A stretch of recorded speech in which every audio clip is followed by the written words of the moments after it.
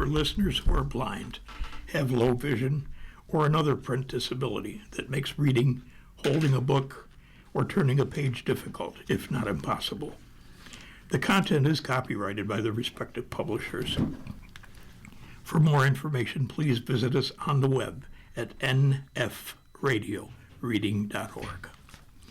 The Niagara Frontier Radio Reading Service now presents a reading of articles and features from USA Today for Thursday, April the 9th, 2026. Your readers today, Jim Duffy and Ken Drost. And opening with the front page, Strait of Hormuz, Lebanon at issue.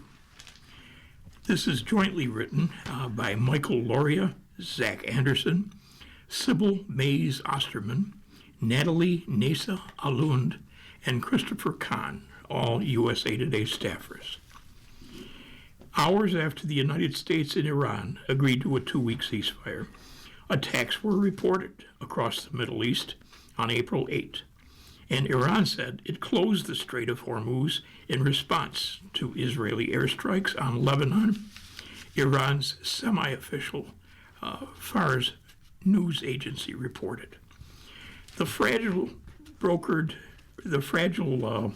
ceasefire brokered by Pakistan largely hinges on the critical trade route remaining open while negotiations take place over the next 2 weeks.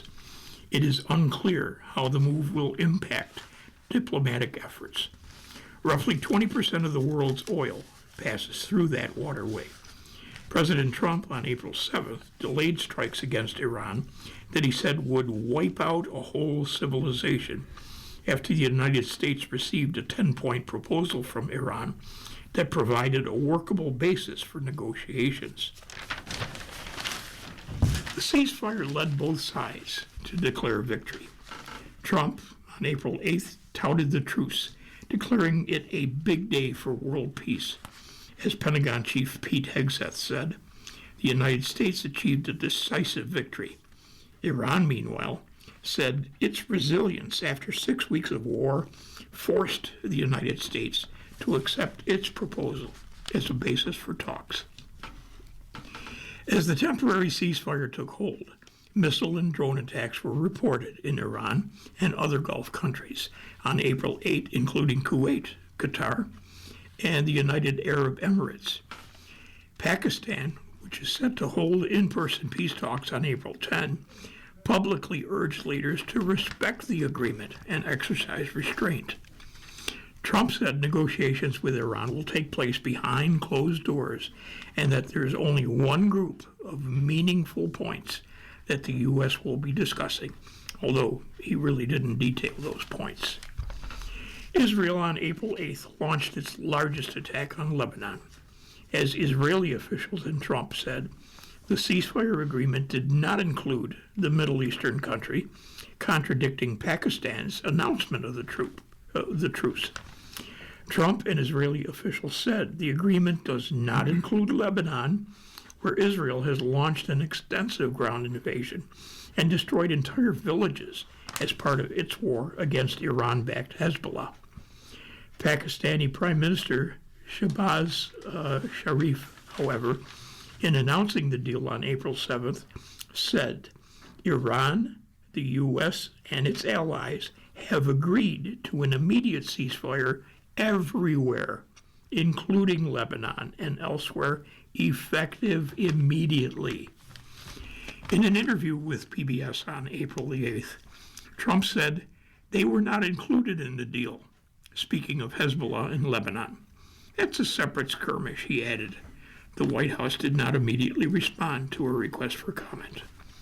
Israeli Prime Minister Benjamin Netanyahu said the ceasefire does not apply to Lebanon and promised to keep fighting Hezbollah. The Israeli military said it launched its largest bombing campaign on April 8th. At least 112 people were killed and over 830 others wounded, according to the Lebanese Health Ministry. The airstrikes bombarded Lebanon's capital of Beirut and came without warning, the ministry said. Among the dead were more than a dozen medics. After Hezbollah attacked Israel following the killing of Iran's former supreme leader, Ali Khamenei on February the 28th, Israel launched the ground invasion into southern Lebanon. The Israeli military said it would indefinitely occupy a large section of southern Lebanon and has begun destroying homes and villages near the Israeli border. More than 1 million people in Lebanon have been displaced and more than 1,500 people have been killed, the country's health ministry said. Trump and Hegseth both said on April 8th that Iran will hand over its enriched uranium and give up future enrichment, although Tehran has repeatedly reaffirmed its right to enrich. Hegseth said either Iran will give up its enriched uranium or we'll get it. He said another military strike, like Operation Midnight Hammer, the bombing last June of Iran's nuclear facilities, was not off the table. Iran's enriched uranium is buried. We're watching it, Hegseth said. We know exactly what they have, and they know that. Iran will either give it to us, or if we have to do something else ourselves, like we did Midnight Hammer, or something like that, we reserve that opportunity. Trump also threatened to impose 50% tariffs on countries who supply Iran with weapons. There will be no exclusions or exemptions, Trump said on social media. The tariff threat is aimed at preventing Iran, which is allied with major military powers like China and Russia, from rebuilding its military. The war, which the United States launched jointly with Israel on February 28, killed 13 American service members and thousands of Iranians, according to initial estimates. The U.S. military said it has so far hit more than 13,000 targets, including about 80% of the country's air defense systems. This from General Dan Kane, the chairman of the Joint Chiefs of Staff, at an April 8th news briefing following the ceasefire. The United States sank 150 Iranian ships, comprising more than 90% of the country's naval fleet and half of its small attack boats, according to General Kane. China and Pakistan emerge as unlikely potent mediators, from Kim Hjalmagrad of USA Today. A knot of defiant nations, 3 of them talked off a geopolitical cliff's edge at the 11th hour. As Israel, Iran, and the United States stood on the precipice of escalating a volatile war, China and Pakistan, with sharply different motives, emerged from the background as unlikely but effective mediators. April 7th began with President Trump making a widely criticized threat to destroy Iran's whole civilization unless it agreed to stop a war that Israel and the United States started. It ended with Iran, Israel, and the United States agreeing to a 2-week pause in hostilities and the opening of a key shipping channel, the Strait of Hormuz. Pakistan is mired in a war with Afghanistan, even as it tries to end the war on its border with Iran. China has no military footprint in the Middle East, but views economic leverage against the United States, its chief global rival, as a top priority. A first round of U.S.-Iran negotiations aimed at fleshing out a 10-point peace plan is expected to take place in Islamabad on April the 10th. So, how to account for Pakistan and China to secure a temporary fragile peace? It's far from straightforward. Officials in China have for weeks been pressing Pakistan to resolve its issues, first with Afghanistan, before acting as a mediator in Iran.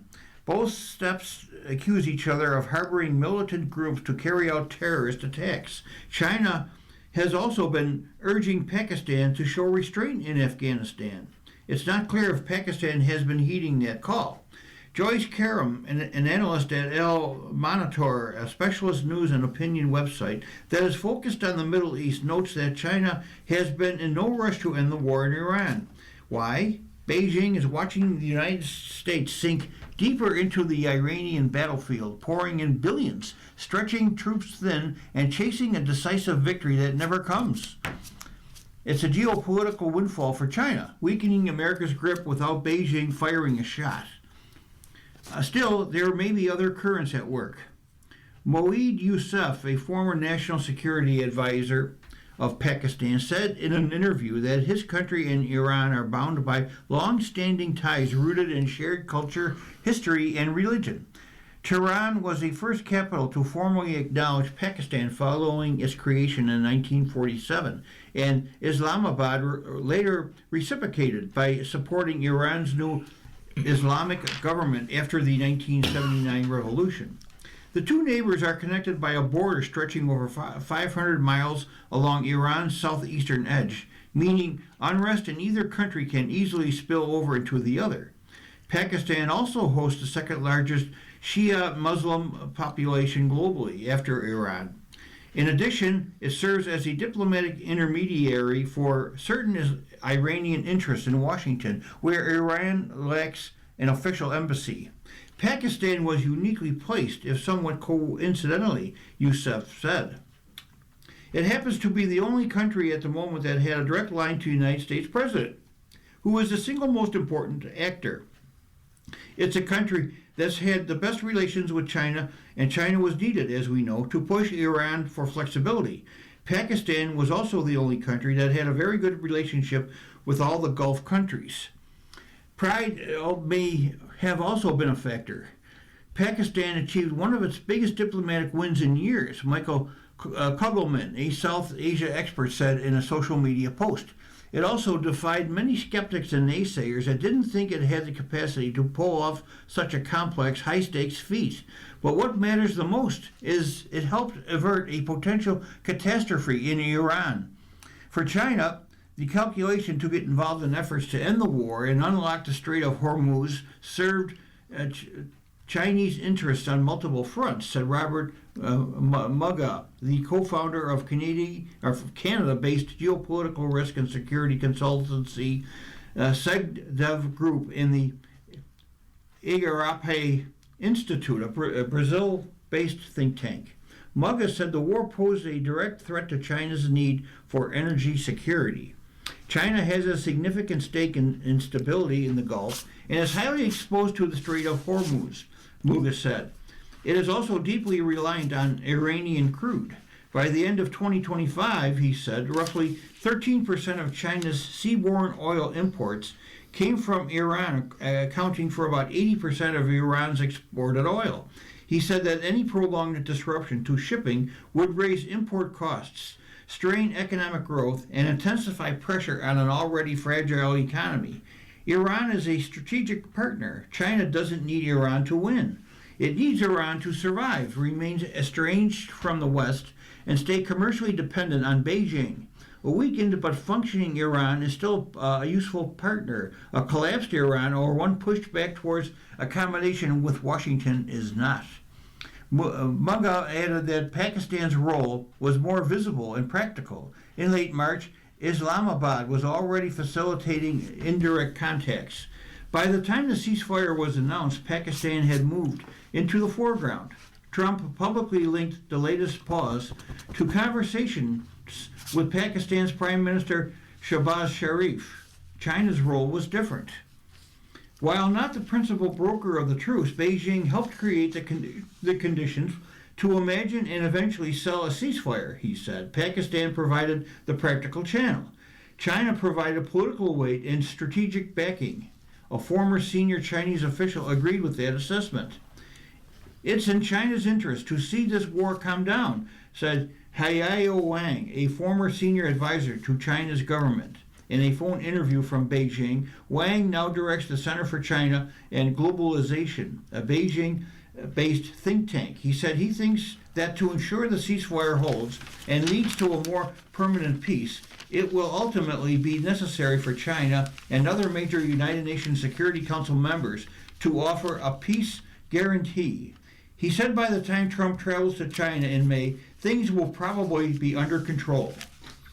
You're listening to a reading of today's USA Today on the Niagara Frontier Radio Reading Service. The time is 12:15. ICE data goes dark during the shutdown. How to track immigration now and why it matters. The article is jointly written by Ignacio Calderon, John Heasley, and Suhail Bhatt, all USA Today correspondents. Now, all through 2025 and into the first weeks of this year, U.S. Immigration and Customs Enforcement reported that the number of immigrants it detained rose and rose. Then the lights went out. ICE has delayed publication of key data that allowed the public to track many aspects of immigration detention since the partial government shutdown started over 6 weeks ago. And that's defying a congressional mandate to release this data twice a month. The last time the agency updated the numbers, February 12th, just days before the partial shutdown began over the funding of its parent agency, the Department of Homeland Security. This puts it among the 3 longest delays between releases. After previous negotiations fell through, congressional Republicans on April 1 announced a plan to end the partial shutdown by funding all of the Department of Homeland Security, but not ICE and Border Patrol. But the deal had not been finalized as of April the 2nd. Now, the DHS has not updated several dashboards since President Trump took office in 2025. So this data, ICE's detention statistics, has become an important tool to see how the new immigration enforcement policies are playing out. It shows how many people are held in detention, the facilities they're held in, and how long they stay in the system. Now, people may underestimate how much usefulness comes from this ICE detention data. It's only a small part of the bigger puzzle about how the DHS conducts its enforcement, said Ariel Ruiz Soto, senior policy analyst at the Migration Policy Institute. But it does give a significant sense into the detainee population. This data set gives a way to cross-check whether agents are targeting people with no criminal record. It also provides information about detainees that can't help immigrant advocates contest detention conditions. Now, USA Today combined every spreadsheet available on the Wayback Machine going back to 2021 with current data on ICE's website, along with a few additional data sets to show how things are changing under the Trump administration and beyond. The data reveals ICE is detaining people at a record level. The detention population reached over 70,000 people in late January. That's 80% higher than a year ago. But beyond the number of people detained, a significant shift has been in who is targeted. As illegal border crossings attempts on the U.S.-Mexico border plummeted at the tail end of the Biden administration and dropped further under Trump, enforcement efforts have shifted toward the interior of the country.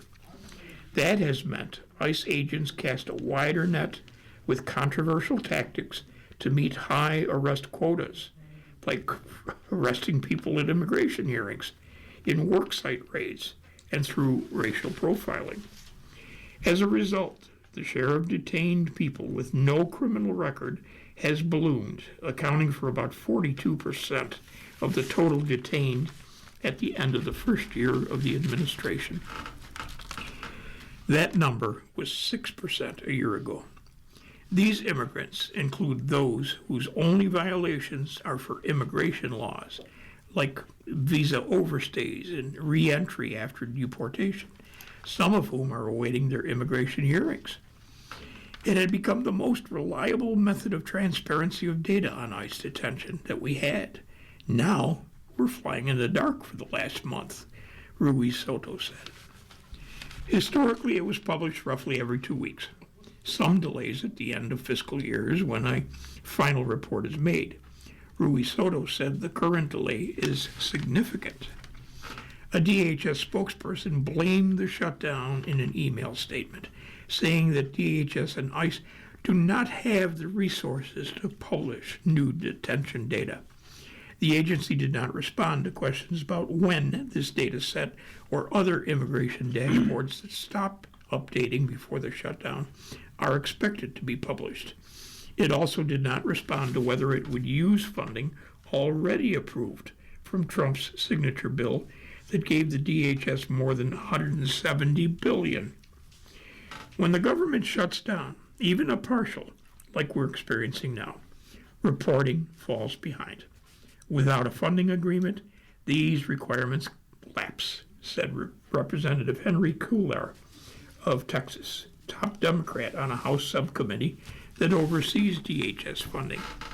Cuellar received a pardon from Trump in 2025 in a federal corruption case. The administration has come under pressure that mounted after the deadly shootings of 2 U.S. citizens in Minnesota, eventually leading to a shakeup at the agency, including the departure of DHS Secretary Kristi Noem for the newly confirmed Markwayne Mullin.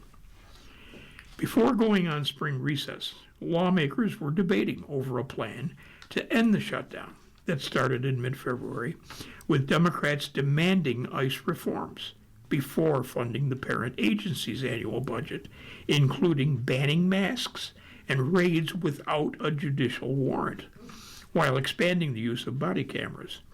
Negotiations are ongoing in the House and the Senate. No deal reached yet. In the meantime, immigration enforcement has continued as ICE was given almost $75 billion from Trump's signature bill in 2025. Much of this money will likely go toward hiring more deportation officers and expanding its network of detention facilities. Detaining a record of people requires more facilities to hold them. ICE is setting up new detention centers across the country. Now, all but 5 states have one. As of February the 5th, ICE reported holding immigrants in 220 facilities. That's roughly double the number at the start of last year. Now, that includes local jails, which are sometimes used to hold immigrants as well. Recently, ICE has also been buying warehouses across the country to convert them into detention centers, although it hasn't actually outfitted them or detained anybody in them as yet. So far, the agency has spent over $1 billion, according to USA Today previously reported. Many of the sites planned face community resistance. In one Georgia town, local officials cut the water and sewage to the warehouse and threw down illegal roadblocks. A federal judge ordered a temporary halt to construction for a Maryland site. Although detention is meant to be non-punitive, advocates and lawyers have criticized the conditions at these facilities, such as a lack of health care, exposure to extreme heat, and unsanitary conditions. From January of last year through March of this year, ICE has reported 46 deaths in detention. Of these, 14 came in the first quarter of this year. That's on track to surpass last year's death count. According to the American Civil Liberties Union, that examined deaths in earlier years, the vast majority could have been prevented through proper medical care. USA Today is tracking all these numbers when they become public, while collecting other data too. For more data, including deaths in detention and deportation numbers, along with notes on how we compile it, visit the new Immigration Enforcement Tracker on USA Today. Democrats gain, but GOP wins in Georgia. Race to replace Green seen as a key contest, from Philip Bailey of USA Today. Republican Clay Fuller prevailed over Democrat Sean Harris in Georgia's special election for Congress on April 7th. But a growing blue wave eroded the wide 2024 GOP margins in the district set by President Trump and former Representative Marjorie Taylor Greene. The race was called by the Associated Press and NBC News less than 90 minutes after the polls closed. The contest to replace Greene, who resigned in January after a falling out with Trump, was widely watched for signs of fractures in the Make America Great Again movement and the size of the rising political tide for Democrats ahead of the 2026 midterms. Fuller, a former prosecutor, was endorsed by Trump. Speaker Mike Johnson, Republican from Louisiana, and other Republican leaders cheered the win, which adds a needed member to their slim House majority. In Congress, Clay will be a strong ally of President Trump and help House Republicans grow the economy, secure the border, and keep Americans safe.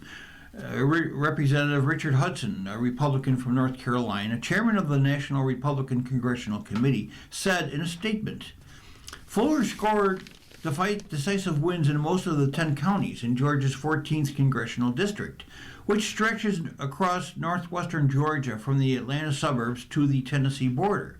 Fuller's lead hovered around 16 percentage points, with 92% of the votes counted. That represents a 21-point swing away from the GOP compared with the last presidential election, when Trump won by roughly 37 percentage points in 2024.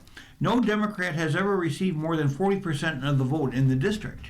Harris, a 60-year-old cattle farmer and retired Army brigadier general, opposed the Iran war, calling it a war of choice by the president that needed more oversight from Congress. This wasn't the result we wanted, but the message is clear. People here are ready for leadership that puts them first, Harris said on a post on X shortly after the results. Democrats nationally were more focused on the margins than the final results coming out of the district, which is one of the more MAGA-friendly areas in the country. In deeply red Chattooga County, for instance, which is right at the border with Alabama, Fuller won by approximately 40 percentage points, according to preliminary numbers. That is less than Green had bested Harris 2 years ago by about 52 percentage points. Former U.S. Transportation Secretary Pete Buttigieg, who came to the district in support of Harris' underdog campaign, said while the Democratic nominee came up short, he generated excitement in a district few thought possible until recently. Across the country, in very different corners of America, I see forms of this same energy mounting, Buttigieg, a rumored 2028 presidential contender, said in an April 7th post on X. If we keep working hard, unbelievable results will be possible in November. Moving over to page 6, abducted American journalist is freed. The reports Kittleson to be released by Hezbollah. Mary Walrath Holdridge of USA Today writes this brief article. An American journalist kidnapped in Iraq has been released, according to multiple reports. Iran-aligned Iraqi armed group Kataib Hezbollah said on April 7th it would release abducted U.S. journalist Shelley Kittleson, reported Reuters, the New York Times, and the Associated Press. The group added that she must leave Iraq immediately. Kittleson, who was 49, was kidnapped March 31st on a busy street in central Baghdad. Reuters and USA Today previously reported. Both U.S. and Iraqi officials said Kataib Hezbollah was responsible for the abduction, and the group offered on April 1st to negotiate with the Iraqi government for her release in exchange for several militia members being held by authorities, according to the New York Times.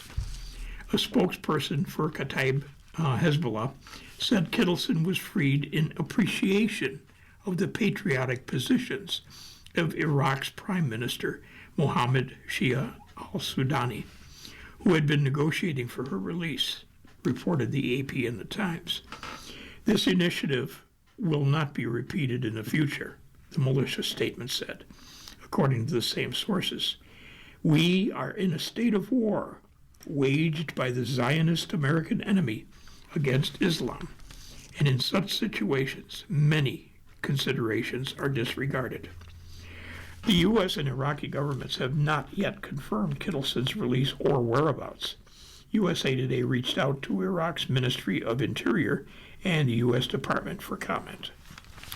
So who exactly is Shelley Kittleson? Well, she is an independent journalist living in the Middle East, according to USA Today's previous reports. Her work has appeared in multiple publications over the past decade, including Al-Majalla, Al-Monitor, and ANSA and RAI Radiotre, among other freelance work, according to her public LinkedIn account. Other social media profiles show she has worked for publications like BBC World Service and Politico. She also won the coveted Italian Journalism Award, Premio Caravella, in 2017 for her war zone reporting, according to the Italian Institute for International Political Studies. You're listening to a reading of today's USA Today on the Niagara Frontier Radio reading service.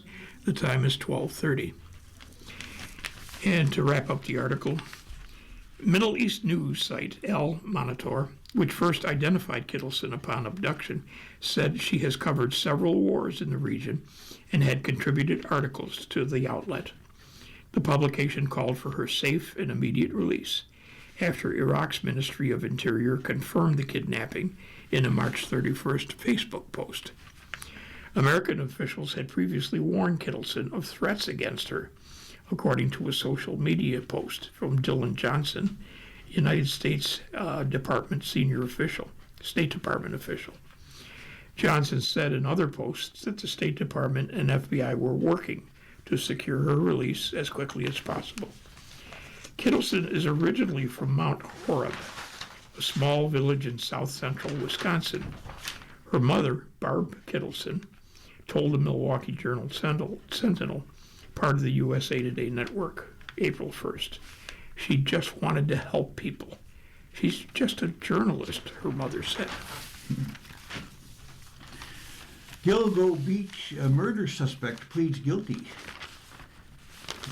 Huerman changes plea in serial killings case. From Nadea Yancey Bragg of USA Today. The man accused of being a serial killer who targeted women on Long Island over the course of nearly 2 decades admitted to 8 killings on April the 8th, according to reports. New York architect Rex Huerman, 62, was arrested in 2023 in connection with the Gilgo Beach murders, a case that had long stumped investigators and became the subject of a 2020 Netflix film. Multiple sets of human remains were found in the area in 2010 and 11, leading investigators to suspect a serial killer was responsible for the deaths. Officials said a key break in the case came more than a decade later when they matched DNA from a pizza Huerman ate to a male hair found with the remains. Huerman initially pleaded not guilty to the murders of 7 women whose remains were found in the area between 1993 and 2011. He changed his plea during a court appearance on April the 8th and admitted to the gruesome killings, the BBC and News 12 reported. He also admitted to killing an 8th victim, Karen Vergata, who was 34 years old at the time of her disappearance in 1996. Suffolk County District Attorney Ray Tierney's office declined to comment ahead of the guilty plea, but he is expected to hold a news conference with representatives of the Gilgo Beach Homicide Investigation Task Force and family members of the victims on the afternoon of April 8th. Huerman's attorney did not respond to a request for comment from USA Today. The district attorney recommended Huerman serve 3 consecutive sentences of life without parole, followed by 4 consecutive 25 years to life sentences, CBS reported. Huerman will be sentenced on June 17th, the outlet reported. Outside the courthouse, an attorney told reporters Asa Ellerup never wanted to believe Huerman, to whom she was married for 27 years, was capable of these crimes, but she and his daughter accept today's outcome without question. My thoughts and prayers are with the victims and their families. Their loss is immeasurable, and the focus should be on them at this time and moment, Ellerup said. I ask that you give some privacy to my family as they navigate through this very difficult time. Huerman's attorney told reporters he couldn't specify when his client made the decision to plead guilty and admit to the killings, but Michael J. Brown acknowledged that the prosecution scored some big wins in court and investigators did a great job gathering a huge volume of evidence. Although the defense team was prepared to go to trial, Brown said Huerman wanted to save his family and the families of his victims from the ordeal. Brown also said he believes admitting guilt provided a sense of relief for Huerman. Yeah, I think by admitting it, I think it's cathartic to some extent, he said. As part of the plea, Brown said Huerman has agreed to cooperate with the Federal Bureau of Investigation's Behavioral Analysis Unit. He said Huerman is maintaining that he has no other victims. Now, what are the Gilgo Beach murders? The earliest murder Huerman was charged with dates to the 1990s when Sandra Costello, who was 28, was found dead in the North Sea on Long Island. But the investigation ramped up after law enforcement discovered human remains during a training exercise along a Gilgo Beach roadway in 2010. Now, in December of that year, police found the bodies of 4 women known as the Gilgo Four: Melissa Bartholomew, 24, Megan Waterman, 22, Amber Costello, 27, and Maureen Brainerd Barnes, who was 25. The women, who were all believed to be sex workers, had gone missing between July of 2007 and September of 2010, according to court records. As investigators continued to search the area where the 4 were found, the skull, hands, and forearms of Jessica Taylor, who was 20, were discovered in 2011. Other parts of Taylor's body were first found in Manorville, Long Island, about 40 miles east of Gilgo Beach. On April the 4th, 2011, investigators found partial remains of Valerie Mack, 24, along Ocean Parkway and near Gilgo Beach. Some of Mack's remains also were first found in Manorville in the year 2000, but they were not identified until 2020. Investigators also found some of Vergata's remains on Tobay Beach in 2011. Vergata was initially called Fire Island Jane Doe after some of her remains were found in 1996 near Davis Park on Fire Island. She was identified in 2023. Other remains have been found and identified in the area, but Huerman has not been charged in their deaths. And now, how was he caught? Huerman, owner and founder of a Manhattan architecture firm, was connected with the Gilgo Beach case in early 2022 when investigators linked him to a Chevrolet Avalanche pickup truck that a witness reported seeing in 2010.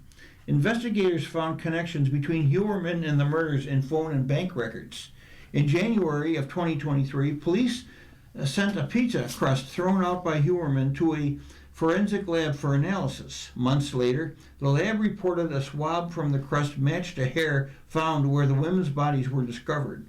Prosecutors later confirmed that a court-ordered swab taken from Huerman's mouth matched the DNA from the pizza. He was arrested outside his Manhattan office in July of 2023 and charged with the murders of Waterman, Bartholomew, and Costello. In 2024, he was charged with the murders of Brainerd Barnes in January, Taylor and Costello in June, and Mack in December. Catholic nuns file a suit over New York transgender care law. Brianna J. Frank of USA Today writes, a group of nuns who operate a nursing facility in New York are suing the state over a law that requires them to provide care for transgender patients in a way they say violates their Catholic faith. The new lawsuit is challenging New York on First Amendment grounds and raising questions about how different religious groups are treated by the state. In the April 6th complaint filed in U.S. District Court for the Southern District of New York, the Dominican Sisters of Hawthorne and Rosary Hill Home, a licensed care facility they operate in the New York metro area, alleged that the state's LGBTQ long-term care facility residents' Bill of Rights infringes on their religious beliefs. Among other provisions of the law, long-term care facilities cannot refuse a transgender resident's request to be assigned a room that aligns with their gender identity, nor can they prohibit them from using a restroom that reflects their gender identity. They also are barred from willfully and repeatedly failing to use a resident's preferred name or pronoun after being made aware of such preferences. Now, these requirements contradict the sisters' religious beliefs by compelling them to act against central, unchangeable, and architectural teachings of the Catholic faith, according to the complaint. The implications are so much greater than whether to utter the words he or she, it said. Indeed, to demand that a Catholic deny another sex is to require him or her to affirm another religious worldview. Now, there are Catholic-led organizations, such as Dignity USA, that affirm transgender people and others within the LGBTQ plus community. Democratic New York Governor Kathy Hochul and various leaders of the New York State Department of Health are listed as defendants. The Catholic Benefits Association, which advocates for Catholic employers' rights to offer a workplace and benefits in line with their beliefs, is supporting the nuns. The complaint also alleged that Christian scientists who promote metaphysical healing over medical intervention are exempt through a provision saying such requirements don't apply to a facility whose teaching include reliance on spiritual means through prayer alone for healing in the practice of the religion of such organization, and where services are provided in accordance with those teachings. The Dominican Sisters of Hawthorne submitted an exemption request to the state, never received a response, according to the Catholic Benefits Association. After 2 weeks, they filed a federal lawsuit.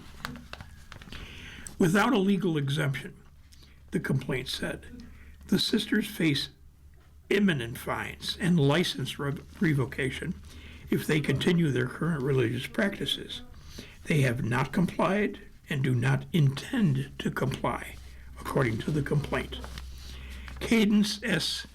Aquaviva, New York State Department of Health spokesperson, told USA Today the department does not comment on pending litigation, but said it is committed to following state law, which provides nursing home residents certain rights protecting against discrimination, including, but not limited to, gender identity or expression.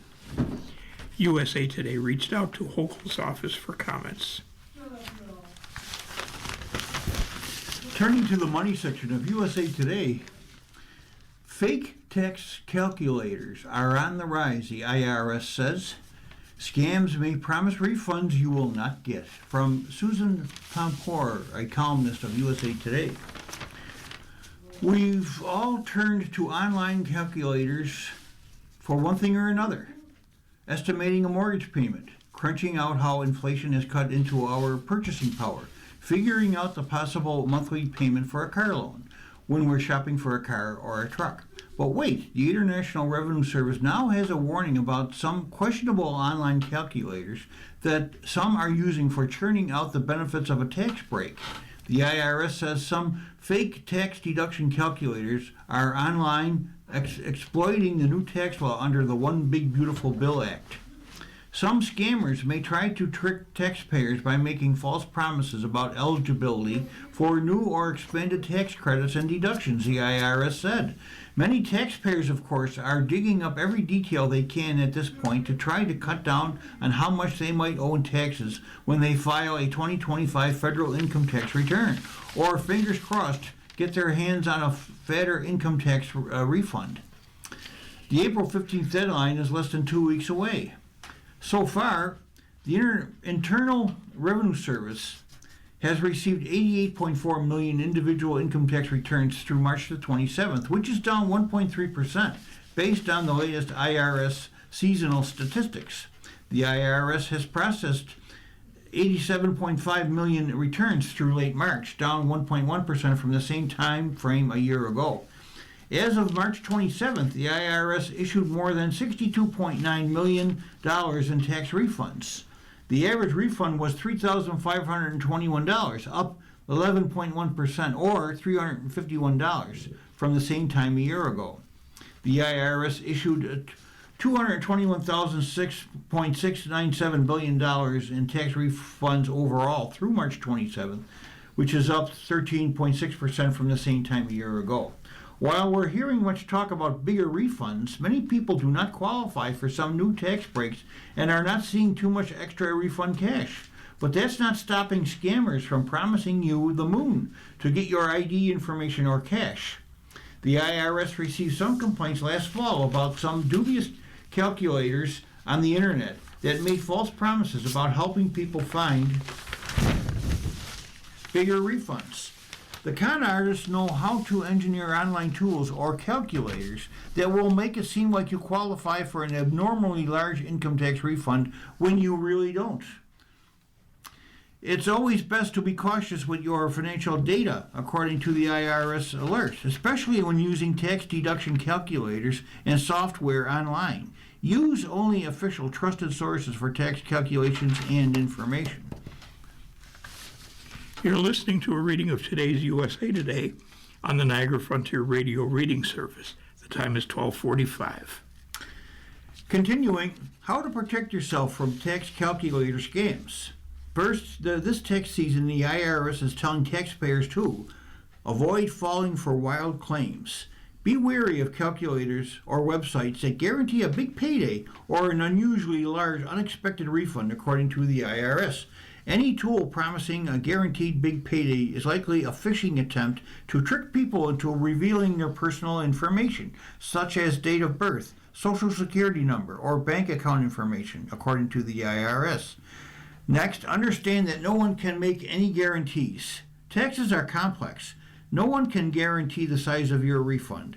Any legitimate calculator provides an estimate and will depend on the accuracy of the information taxpayers put into it. The outcome is only reliable, the IRS says, if the data is correct to start. Expect estimates, not guaranteed calculations, according to the IRS. Take a close look at the URL.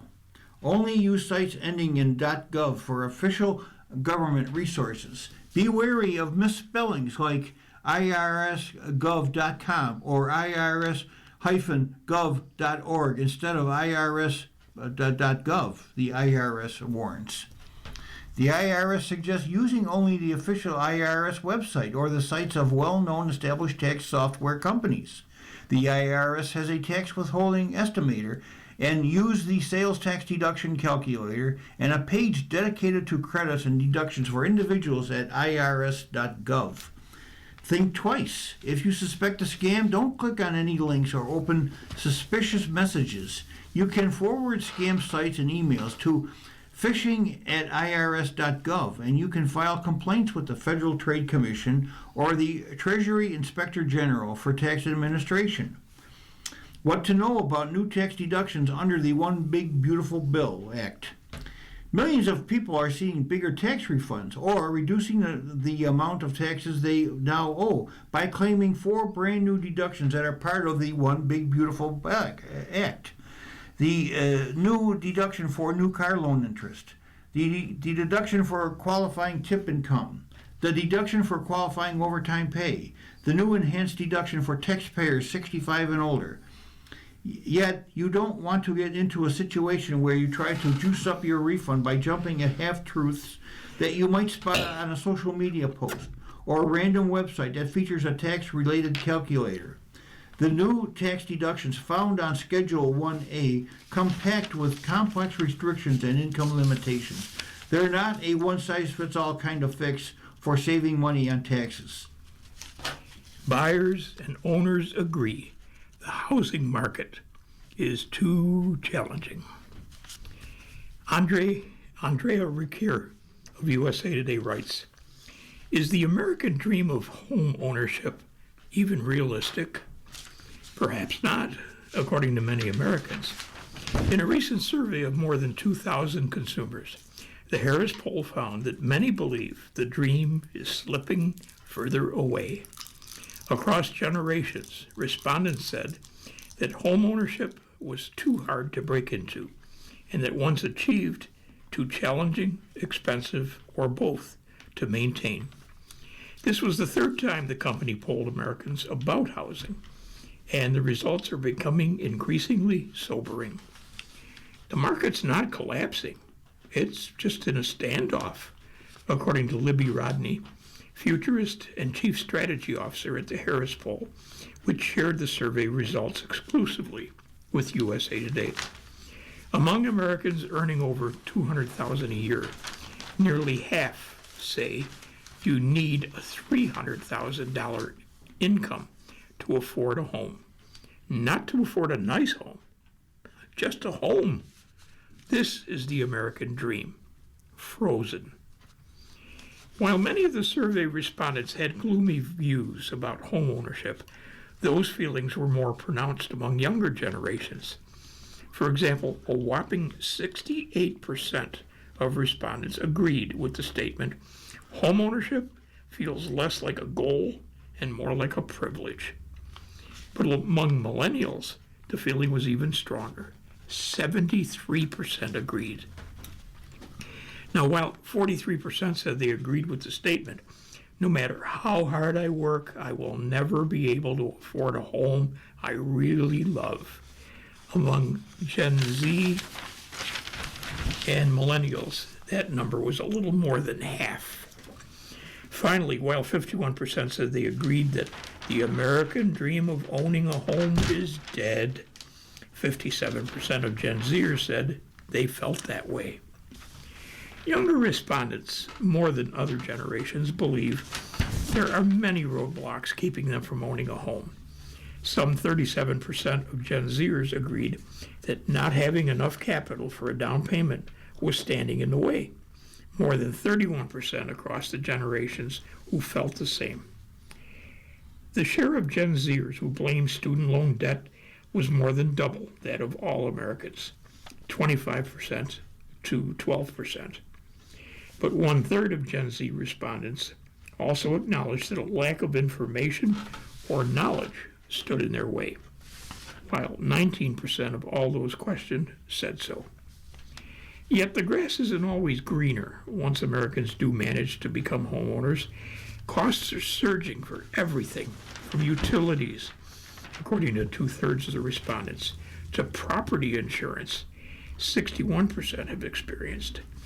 1/2 of people questioned said routine housing maintenance costs have increased and agreed that those costs were out of control.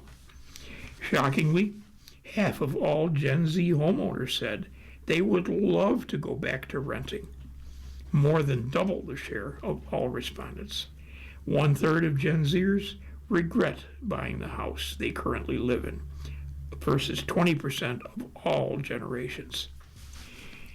What began as an affordability issue has become a structural freeze with fewer entry points, fewer viable solutions, and growing skepticism that relief is coming, the Harris Poll said in a statement accompanying the survey. Retiring age is moving target. Is a moving target. Finding your right retirement age requires some time. This from Daniel Devise of USA Today. When are Americans supposed to retire? We can claim Social Security at 62, Medicare is 65, but the full retirement age for Social Security is 67, and our benefits don't max out until 70. The average American actually retires at 62, according to two respected annual surveys from the Employee Benefit Research Institute and the Transamerica Center for Retirement Studies. But Boston College researchers put the average retirement age a bit higher, 62.6 for women, 64.6 for men, based on census data.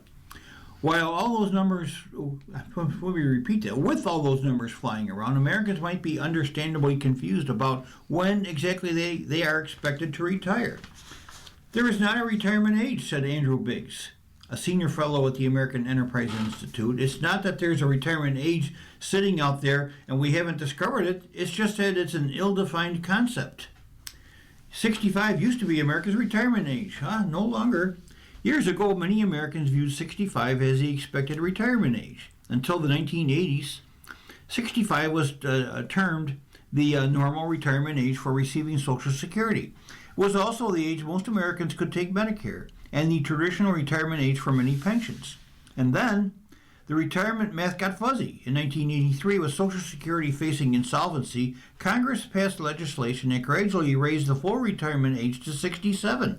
Pensions faded, and a new system of 401k retirement savings rewarded Americans for working longer. Over recent decades, the average retirement age has crept steadily up. Between 1994 and 2024, the typical retirement age rose by about 3 years for both men and women, according to research by Alicia Monell, senior advisor at the Center for Retirement Research at Boston College. Today, most Americans would be hard-pressed to identify the age when society expects them to retire. From a public policy perspective, I don't anticipate these retirement milestones being synced up anytime soon, said Catherine Collinson, the CEO of Trans America Center. Here are four milestones retirement ages this year. Instead of one retirement age, we'll give you four. First is 62. 62 may not register as a classic retirement age. Many Americans think of it as late middle age, but it seems to be America's most common retirement age. 65. The Social Security Administration no longer regards 65 as a normal retirement age, but it's still the age when most Americans become eligible for Medicare. 67. 67 is considered the normal retirement age for Americans born in 1960 or later under current Social Security rules. 70. Here's the thing. Your Social Security benefit doesn't stop rising at 67. In effect, you can claim before 67. You get a penalty. If you claim after 67, you get a bonus. Benefits increase by 8% a year until 70 when the bonus maxes out. In a sense, 70 has become the new 65, Monell writes in a paper titled Social Security's Real Retirement Age is 70. Will the retirement age keep rising? The average retirement age declined steadily in America for decades until around 1990 when the average started moving up again. Retirement ages ticked up because Americans were living longer, staying healthier, and working in less physically demanding jobs. The rise of 401k plans, coupled with Social Security policy changes, rewarded longer careers. Employers stopped offering health insurance to workers who retired before 65. Today, Monell said, those trends have sort of played themselves out. She expects retirement ages to hold steady in the years to come. But what if more changes are coming to Social Security? The federal program is projected to run short of funds by 2032. Once reserves are depleted, recipients could see a 28% cut in benefits. Policy experts have floated several potential fixes. One proposal is to raise the full retirement age past 67. They could push it up another year to 68, Copeland said. I think it's something that's going to be on the table for getting Social Security back on solid footing. If the Social Security math changes again, Americans may have yet another normal retirement age to consider. You've been listening to a reading of articles from USA Today for Thursday, April the 9th, 2026, on the Niagara Frontier Radio Reading Service. We will return for more readings after the short break. Your readers today, Jim Duffy and Ken Drost. If you're listening to this publication online, you're probably using our website, a podcast player like Spotify or iTunes, a streaming service like Siro, or a smart speaker. Did you know that we now have a dedicated app that can be downloaded to any mobile device, like a smartphone or tablet, for free? App users can conveniently access our live stream and any episode of our podcast easier than ever. To download the app, just type NFRRS in the search window in the Apple App Store or in the Google Play Store.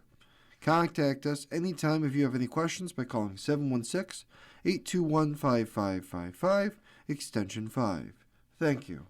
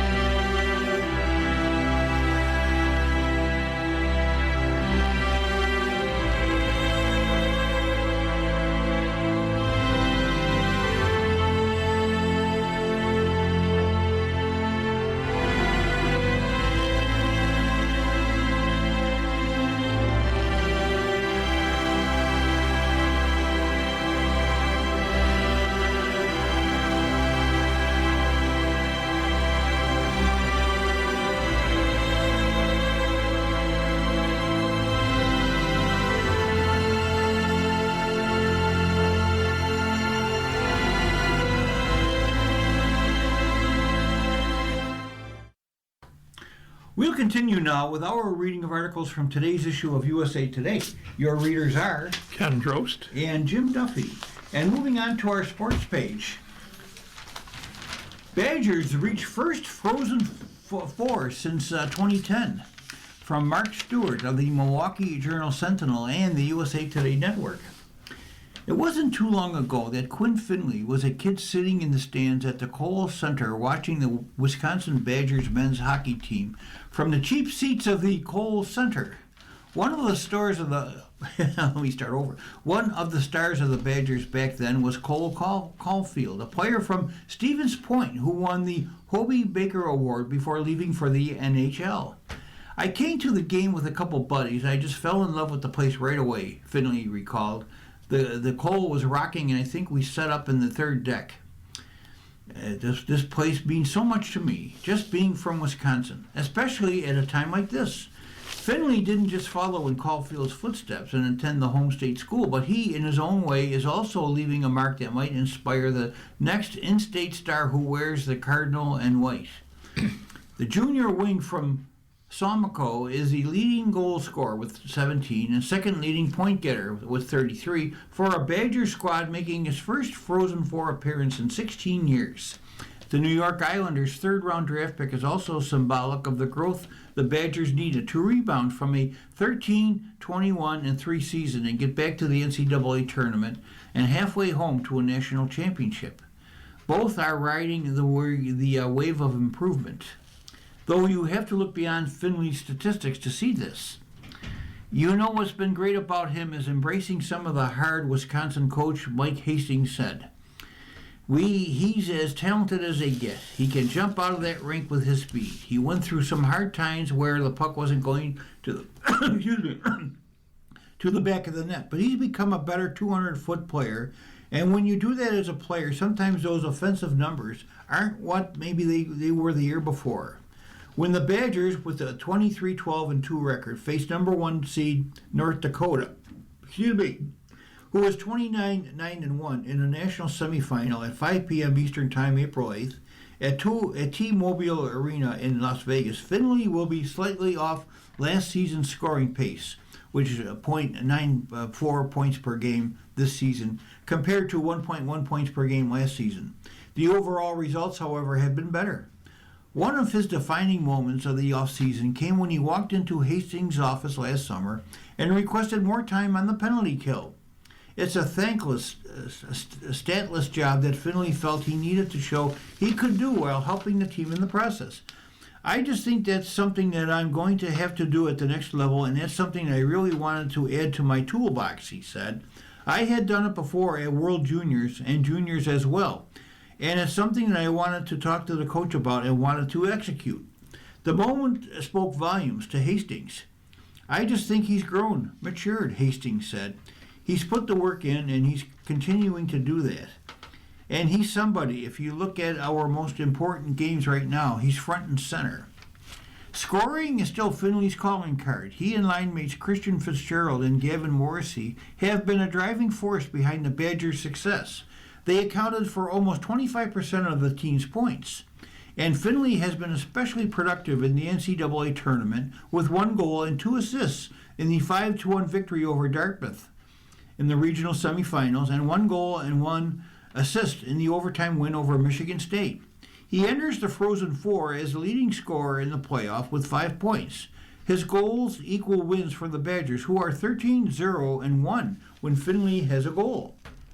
Why is the case? Not even Finley is sure. I think maybe a little bit of luck, he said with a laugh. I don't know. Maybe that's just how the dice falls. I think whenever I can get off to a good start, obviously helps me get into a groove. Whether you contribute right away or not, you're always trying to create those scoring opportunities for your teammates as well. Sometimes stats like that are the products of circumstances, but Finley has a track record of scoring goals that count. 6 times in those 13 games, his goal gave the Badgers the lead. Twice it tied the score. Once it provided the deciding goal.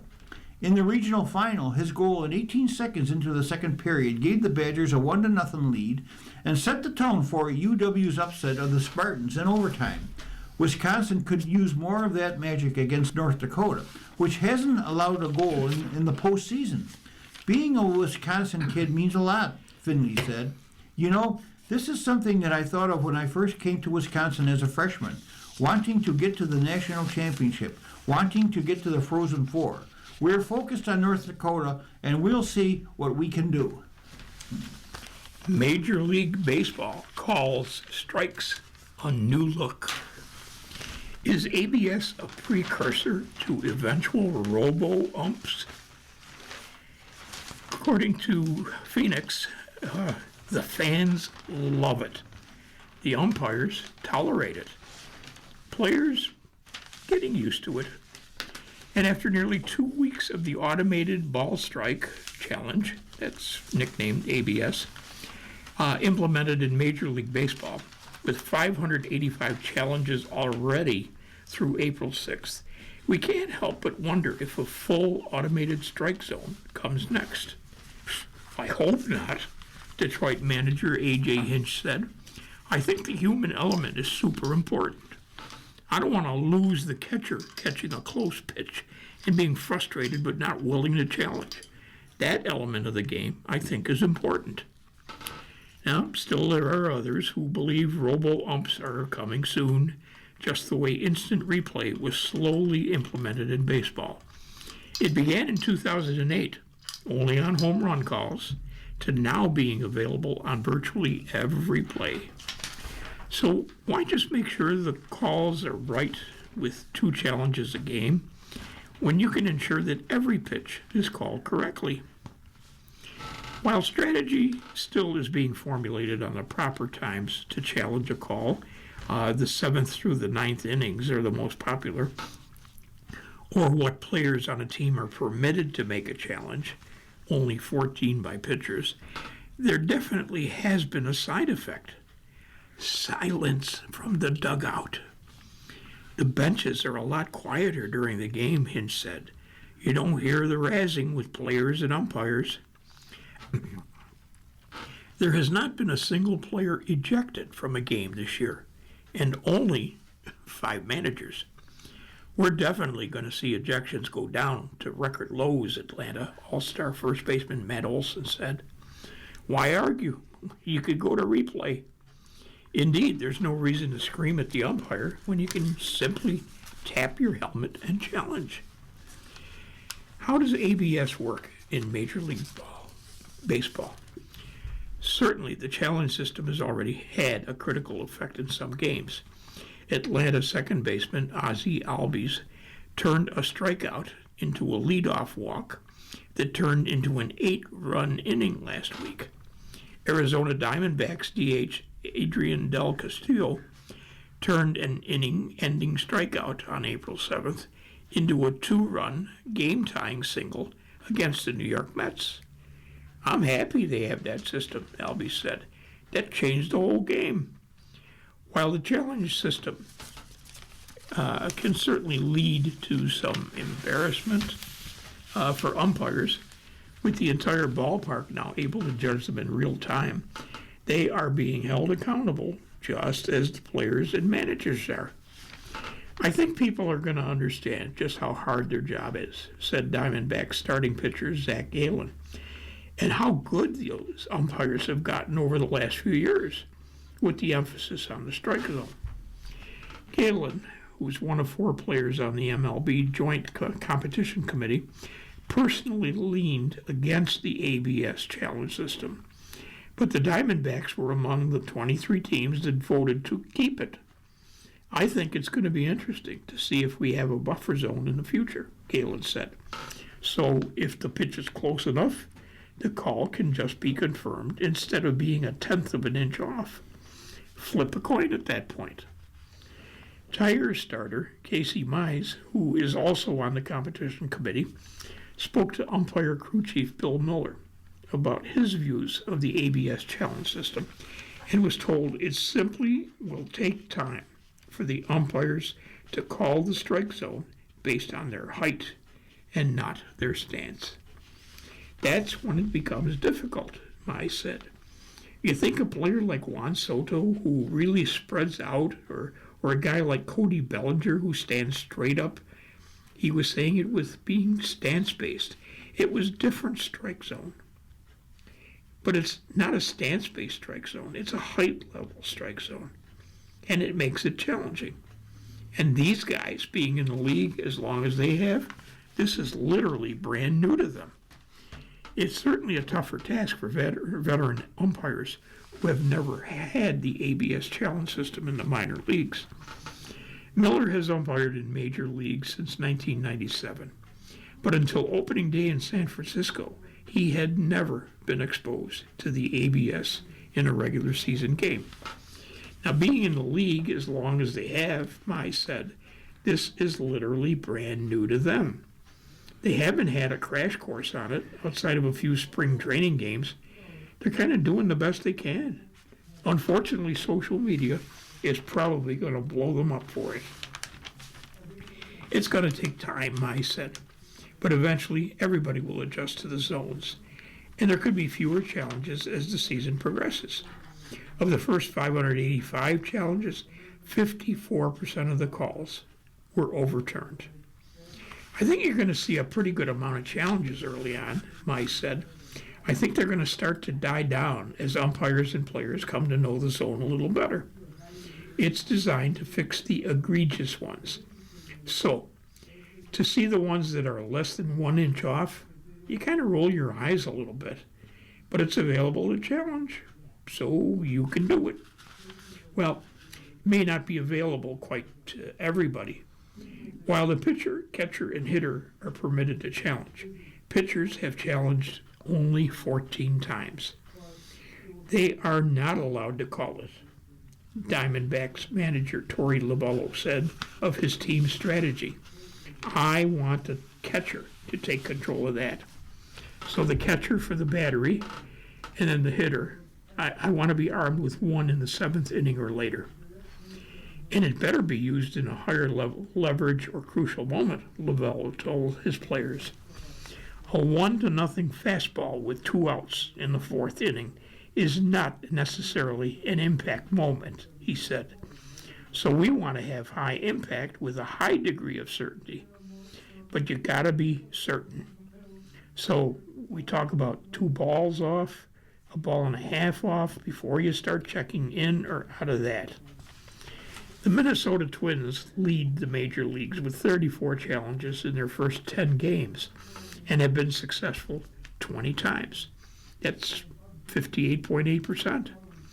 There are 11 teams that have challenged less than 20 times. I think ABS has been really effective, Twins manager Derek Shelton told reporters. I like how it's working out, and I'm pleased because I think we've done a good job with it. The irony is that Shelton was the first manager this year who was ejected, arguing about the ABS challenge system. He thought that the Baltimore Orioles took too much time before deciding to challenge a call in the 9th inning instead of the allotted 2 seconds. It's a whole new ball game, Galen said. It just takes time for all of us to get adjusted to it. Relaxed, yet motivated. Rory McIlroy, unburdened after the 2025 Masters. From Adam Schupak of Golf Week and the USA Today Network. A year ago on Tuesday night of the Masters, Rory McIlroy went to dinner at Augusta National Golf Club with Justin Rose and a few members, and as he rolled into the parking lot, McIlroy wondered where he should park. At that specific moment, the champions were having their cocktails out on the balcony. I'm like, I don't want to valet, get out, they're going to see me and it's going to be weird. So I had this really awkward moment with it all last year, McIlroy recounted at his pre-tournament press conference. Thankfully, that was the last time I needed to do that. McIlroy ended up dueling with Rose 5 days later and beating him in a sudden death playoff to win the Masters and become the 6th player to complete the career Grand Slam. On Tuesday evening, April 7th, he was able to park in the champions lot, and the champions would be enjoying the wine McIlroy selected and dining on the menu he crafted for the champions' dinner. People keep asking me, why didn't you go more Irish? And I said, because I want to enjoy the dinner as well, he joked. You're listening to a reading of today's USA Today on the Niagara Frontier Radio reading service. The time is 1:15. Continuing, it drew a round of chuckles that was reminiscent of the laughter to his opening remarks at his Champions press conference a year ago when he famously cracked that now that he'd won after 17 tries, what are we going to talk about next year? With the story of will McIlroy ever win a green jacket put to bed, he was asked to name what he thought the story about him was now. What do I do from now onwards? What motivates me? What gets me going? What do I still want to achieve in the game? I think that's the story, McIlroy said. He suffered through a notable post-Masters hangover after climbing his version of Mount Everest in April of 2025. I think after you do something like that, you've got to make your way back down and you've got to look for another mountain to climb, McIlroy says. In a newly published biography, Rory, the heartache and triumph of golf's most human superstar, author Alan Shipnunk spoke to Brad Faxon, McIlroy's putting coach, who noted that Jack Nicklaus always professed that one of the hardest things to do is to keep playing well after you win. That's not a classic definition of resilience, but it's a function of how much a player burns to win. Are they willing to pay the price even when they've already achieved one dream after another? Rory is not slowing down. He's hungry for more. He is a student of history, and that's why he was so overwhelmed with the Masters win. He knows how much it means, and he wants to keep going. He wants to make more history. He knows it won't be easy, and honestly, I think he kind of likes it that way. On April 7th, McIlroy reiterated that there are more mountains he wants to climb. He spoke with self-awareness of the challenge in front of him when he feels as if he's already achieved his life's destiny as a golfer. You think every time you achieve something or have success that you'll be happy, but then the goalposts move, and they just keep nudging a little bit further and further out of reach, he said. I think what I've realized is if you can just really find enjoyment in the journey, that's the big thing, because honestly, I felt like the career Grand Slam was my destination, and I got there, and then I realized it wasn't the destination. On April the 4th, he returned to Augusta, the earliest he's ever come to the Masters, and watched the Augusta National Women's Amateur play out. He played the course with his father, Jerry, the next day. He's been wearing his size 38 large green jacket, the one he was presented at the trophy ceremony a year ago, and that he hasn't dry cleaned or tailored because he was afraid to damage it. He's worn this every chance he gets. I think for the past 17 years, I just could not wait for the tournament to start. And this year, I wouldn't care if the tournament never started, he said. I feel so much more relaxed. I know that I'm going to be coming back here for a lot of years, going to enjoy the perks that the champions get here. It doesn't make me any less motivated to go out there and play well and to try to win the tournament. But yeah, just more relaxed about it all. With the monkey off his back, McIlroy was asked where he thought he had the best chance to add to his major total of 5. He picked the Masters. I do feel like I've got another, hopefully 10 good shots at this, he said. Not that I don't at the other majors, but I just think that everything here is a little more predictable. You know the golf course pretty much. There's subtle changes year after year, but the whole locations are always in similar spots. McIlroy said he's also enjoyed a difference in the connotation of the cheers from fans, which has shifted from when are you going to do this to talk of going back to back. It's just very different, and maybe that's just my perception of it, he said. But it is so nice to walk around the property or be out on the golf course and, yeah, just not have that hanging over me, like it feels that it's a big weight off my shoulders. Dave Stockton, McIlroy's putting coach for several years, beginning after his Masters meltdown in 2011, said McIlroy is unburdened of that pressure that weighed him down, and wouldn't surprise him if he won multiple majors this season. Paul McGinley, McIlroy's former Ryder Cup captain and Golf Channel analyst, said Nick Faldo has still won one more major than McIlroy, and he can't unequivocally be called the greatest European player of all time until he passes Faldo. So, how many more majors? In his biography of McIlroy, Shipnuck asked three-time major winner Padraig Harrington what exactly McIlroy is chasing. I know because I asked him, Harrington told him. It was his wedding night, and he had a few drinks in him, So it was a good time to ask. He said 9 major championship victories. So that's what he's thinking. That's the deep down thing. So he's just getting started. First things first. McIlroy said he would enjoy hosting the Champions Dinner and playing in the par 3 contest on April the 8th with daughter Poppy, whose putter he brought along for her to use on the 9th green. Then he will shift his focus to attempting to become the first player to repeat as champion at Augusta National since Tiger Woods in 2002. I know that I can do it now, so that should make it a little easier for me to go out and play the golf I want to play, McIlroy said. Griffin's $140 million is a big pre-Skeens clock. Gabe Lakay of USA Today writes, Connor Griffin has not turned 20. He's already married, has a major league hit under his belt, and guaranteed himself $140 million over the next 9 years. The kid moves quickly. Now, the Pittsburgh Pirates have not won a division title since '92, have not guaranteed a free agent more than $39 million, and remain under the constant scrutiny of the Players' Union for spending their hard-earned revenue sharing money. The franchise moves with all the grace of a tugboat stuck in the windswept waters of the Monongahela. Yet somehow this irrepressible force of youth and this staid and perpetually stuck franchise came together in glorious fashion on April 8th. The Pirates guaranteeing Griffin $140 million over 9 seasons, they announced with glee.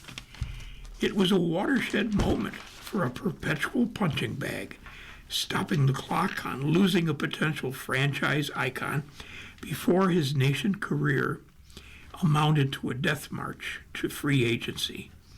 It's the longest and richest extension in club history, the largest guarantee for a major league player with less than 50 days of service time. Now, this is one of the best weeks of my life, Griffin said in a pregame press conference after his deal was done. Speaking of which, we're just 6 months from Paul Skeens reaching the halfway point of freedom and, health willing, a $500 million contract. Yeah, it's never enough in Steel City, where stars are grown either to accept team-friendly extensions or head elsewhere. Still, Griffin's signing and Pittsburgh's very encouraging 7-4 start show what a little investment can do. Owner Bob Nutting, the embattled, removed from his title just for a day, has called this a foot on the gas year. We'd never associate foot up on the gas without signing Ryan O'Hearn to a 2-year, $29 million deal, but somebody's got to do it. Now, funny how investing even modestly in the product can work out. O'Hearn, an all-star last year, all-star outfielder, first baseman, has already produced a game-winning hit, 11 RBIs in 10 games, and a 1.134 OPS.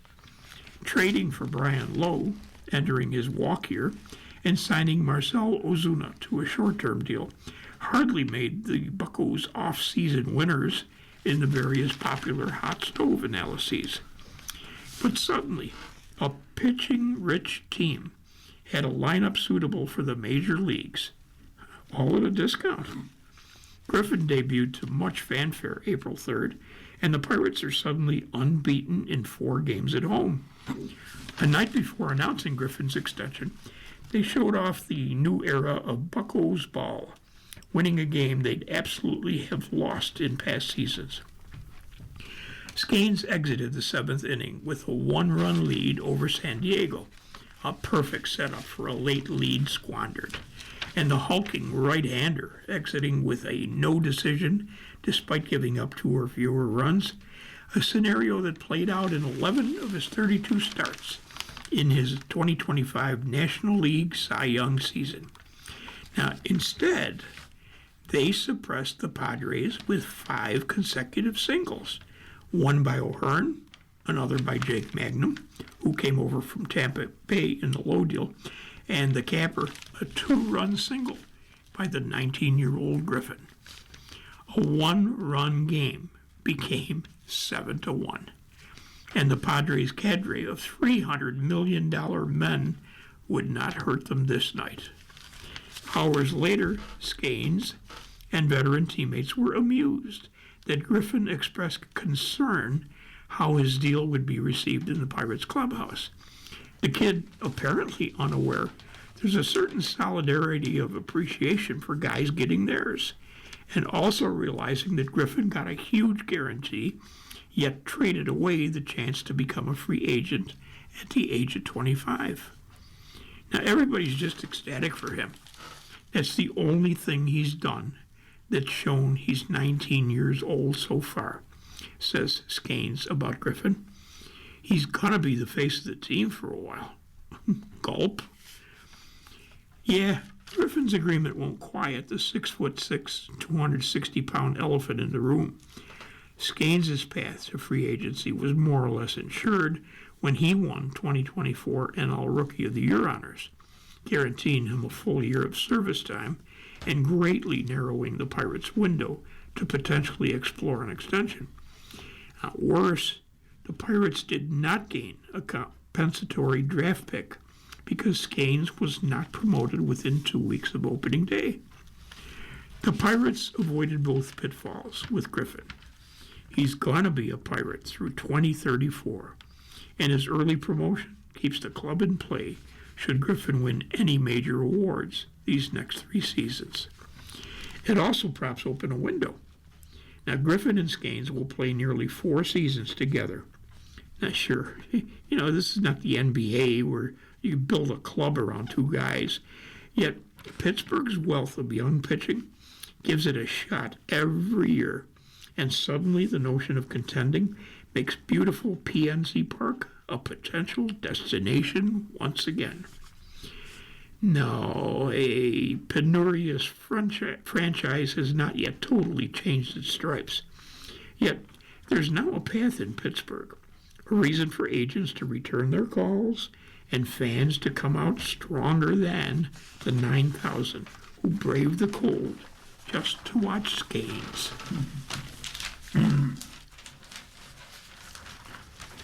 NCAA tournament reshapes draft outlook. From Sidney Henderson and Megan Hall of USA Today in an article regarding the WNBA. UCLA was crowned NCAA champions for the first time in program history to cap the 2025-26 college women's basketball season after an electric performance from the Bruins senior core. Lauren Betts, Kiki Rice, and Gabriela Jaquez led UCLA to a stunning 79-51 win over South Carolina on the biggest stage, and the trio will likely be back under the spotlight on April 13th when WNBA Commissioner Kathy Engelbert ushers in the league's newest members at the 2026 draft. In fact, UCLA's entire starting lineup could hear their names called. Betts, Rice, Jaquez, and Gianna Neepkins were all projected first-round picks ahead of the 2026 NCAA tournament, while Charlize Laguerre-Walker was on the outside looking in, but they may have moved up the draft board following a historic March Madness run. I've been doing this for 33 years. This is the most intentionally hardworking group of people in terms of being prepared for the pro level, UCLA coach Corey Close said. They know what it takes to be a pro. They're ready. On the other hand, Ozzie Flood was projected as the number 2 overall pick in the 2026 draft, but her lackluster performance and UConn's exit in the semifinals could impact her stock. How the 2026 WNBA draft shakes out remains to be seen. Until then, USA Today Sports compiled a list of players who will likely move up or down the draft board following their performance at this year's NCAA tournament. First, the risers. Lauren Betts, center from UCLA. The 6'7" center led UCLA to the program's first NCAA title, but the Bruins' title hopes came down to Betts' game-saving block against Texas in the Final Four. Next, Gabriela Jaquez, guard from UCLA. No one boosted their draft stock more than UCLA forward Gabriel Jaquez, who did whatever the team needed in UCLA's national championship win. You're listening to a reading of today's USA Today on the Niagara Frontier Radio reading service. The time is 1:30. Continuing, Kiki Rice, guard from UCLA. Kiki Rice is another UCLA senior who played their way up the draft board. Are you noticing a trend here? Rice posted career highs in points, 14.9, rebounds with 5.9, steals, 1.5, and field goal percentage at 49% this season after undergoing shoulder surgery last April, a decision she called one of the best things I ever did.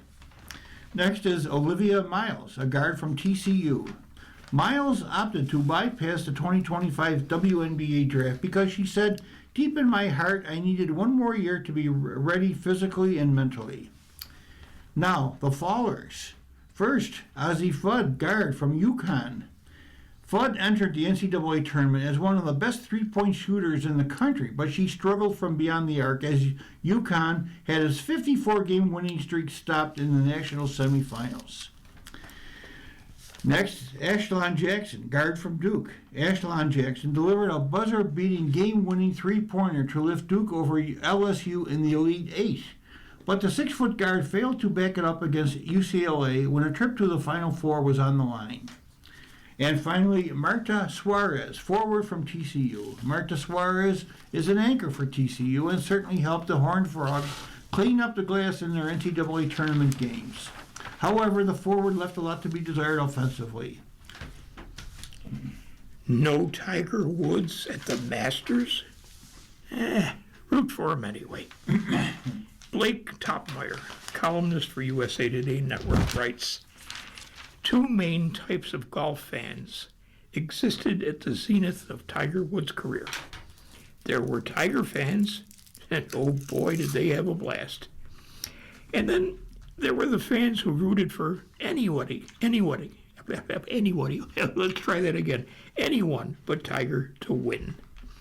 David Duval, Vijay Singh, Phil Mickelson, Y.E. Yang, just about any golfer would do for the anyone but Tiger crowd, as long as the man in red was not lifting the trophy on Sundays.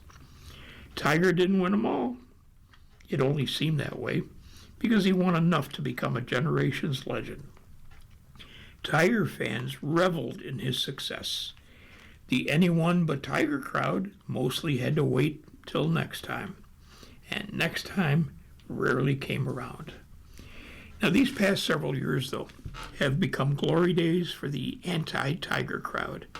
More than anything, it's a feast for the Schadenfreude crowd. Tiger's body is broken. His personal imperfections refuse to be tamed. Days before these Masters, Tiger's jet landed in Switzerland, where he's approved to receive rehabilitation treatment after another DUI arrest, after he rolled a vehicle, not for the first time. Now, leading up to the Masters, two main topics of conversation emerged. Number one, who's going to win the tournament? Not Tiger. Topic two, insert joke about Tiger here. Some people want him to fail, Jason Day told reporters before the Masters. Some people obviously want him to succeed. Same as ever, except the stakes are higher now. We're not choosing sides in a golf tournament. This is real life stuff. Now, I didn't root for Tiger to win every tournament. And although I admired his greatness, and I count Tiger winning the 2019 Masters among the most memorable sports moments of my lifetime, I like seeing underdogs tame Tiger from time to time. Now, call me a Tiger homer. I'm rooting for him to get the help he needs in rehab. I am hoping we have not seen the last of Tiger at Augusta National, not because he's going to win or even seriously contend, but because watching a past his prime legend try to make the cut and rip a few drives that take us to a place of good golf memories is so much more fun than listening to in their prime golfers answer questions about why Tiger's not here. Rooting for Tiger is not the same as excusing his conduct. He shouldn't get to skip out on punishment for his actions just because he's rich and famous. But still, I take no joy in Tiger's personal failures. This isn't a par putt lipping out or a rival passing Tiger on the leaderboard. This is life, and Tiger put himself and others in danger when he collided with another vehicle's trailer attempting a pass. Tiger's vehicle went off the road. He wrecked his ride with 2 hydrocodone pills, a prescription painkiller, in his pocket. He blew 0.0% on a breath test that showed he did not have alcohol in his system. He did decline a urinalysis test and told officials he'd taken painkillers before the crash. Now, body camera footage of Woods after the wreck depicted a sad scene. Police described Tiger as appearing lethargic after the wreck, having bloodshot eyes that were extremely dilated. Police documented multiple indicators of driving impairment and said he caused the wreck, driving carelessly and attempting to pass at a high rate of speed. Excuse me. Now, there's no reason that should happen. No excuse good enough for it. A man of his means can afford a car service. Hire one. Now, that night, the ESPN Chiron called Tiger's arrest shocking. No, it wasn't. Not if you know the history. Playing in this Masters 13 months after he ruptured his Achilles could have been deemed shocking, or at least impressive for a 50-year-old guy whose body has undergone countless surgeries amid a cruel stampede of injuries. Tiger eliminating his chance of playing at the Masters because of his own bad choices comes as no shock at all. A skeptic would say rehab won't take. It's all for show. He's repeatedly shown us who he is, and it's time we believe him. You can wager on just about anything nowadays, and if a sports handicapper set odds on Tiger's rehab sticking, the skeptics probably would be listed as the betting favorite. This time, Tiger is the underdog. I'd like to see the underdog prevail. Are winners shooting lower scores at Augusta? From David Dusek of Golf Week and the USA Today Network. The 2007 Masters, won by Zach Johnson, felt like it was played in the freezer, where Augusta National Golf Club keeps the peach ice cream sandwiches. The morning broke with the temperatures in the high 20s, and it never rose out of the 40s, which made the course play longer and tougher. The result? Johnson won with a final score of 1 over par with a 289. It was the first time the Masters tournament had an over par winner since 1956, when Jackie Burke Jr. won with the same score.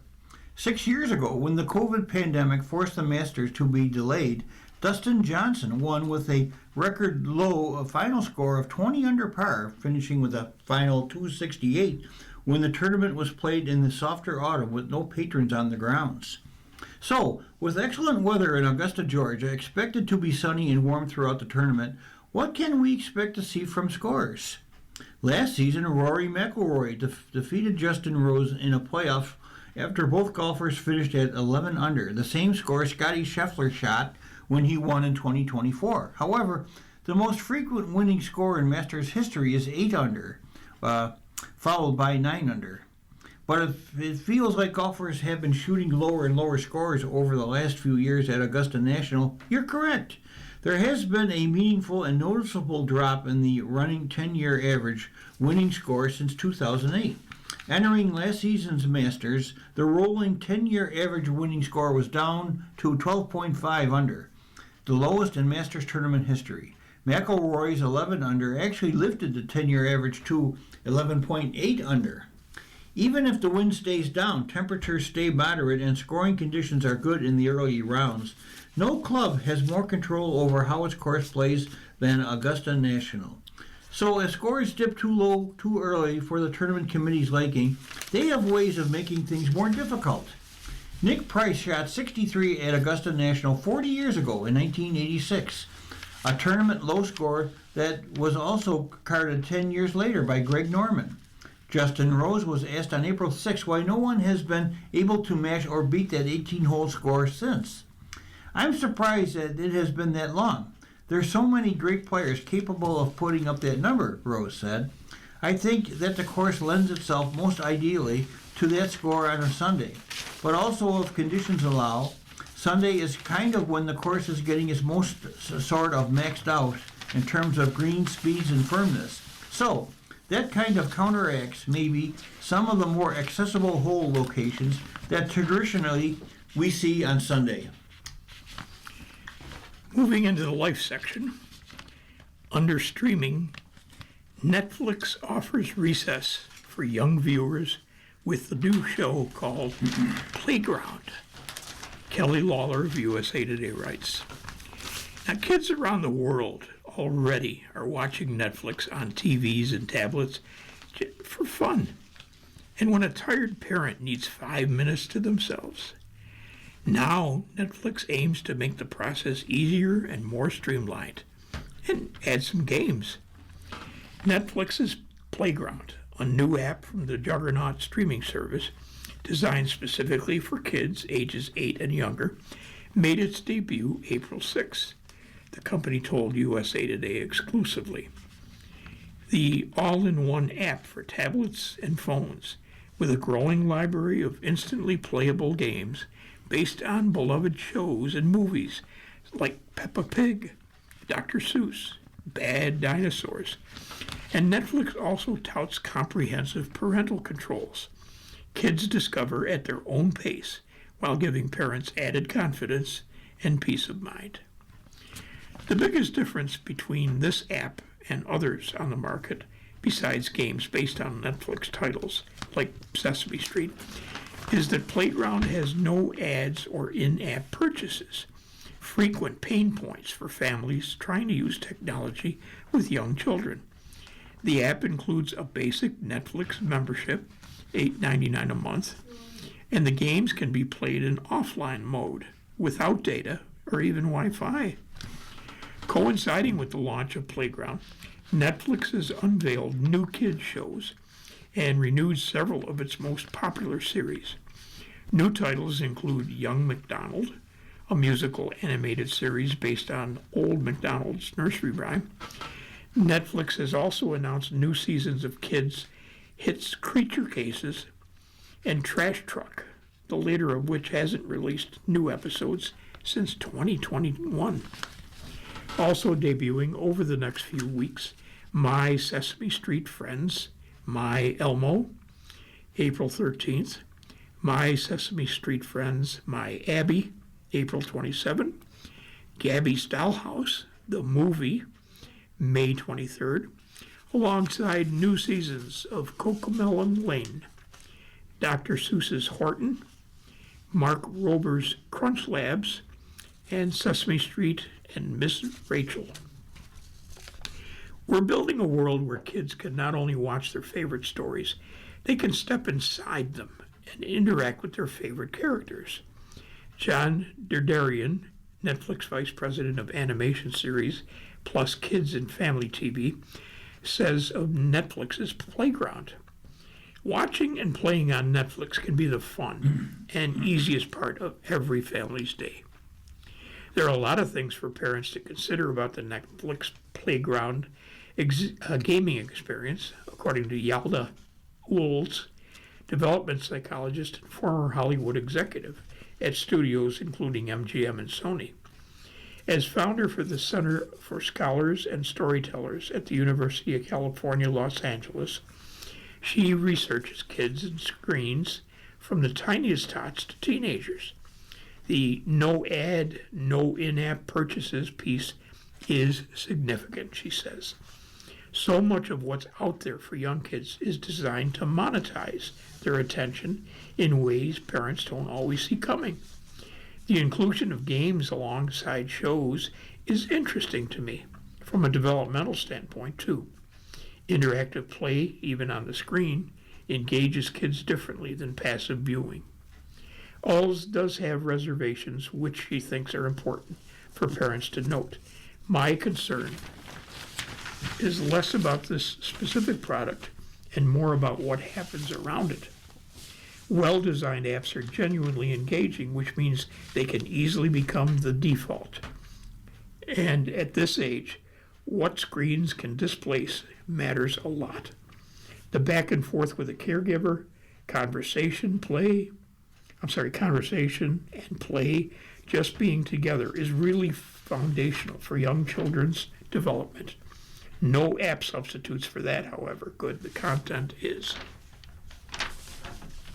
You're listening to a reading of today's USA Today on the Niagara Frontier Radio Reading Service. The time is 1:45.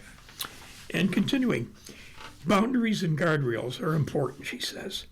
Other experts agree, including the American Academy of Pediatrics, which has recently updated its guidelines to include the quality of programming and the context under which children consume it.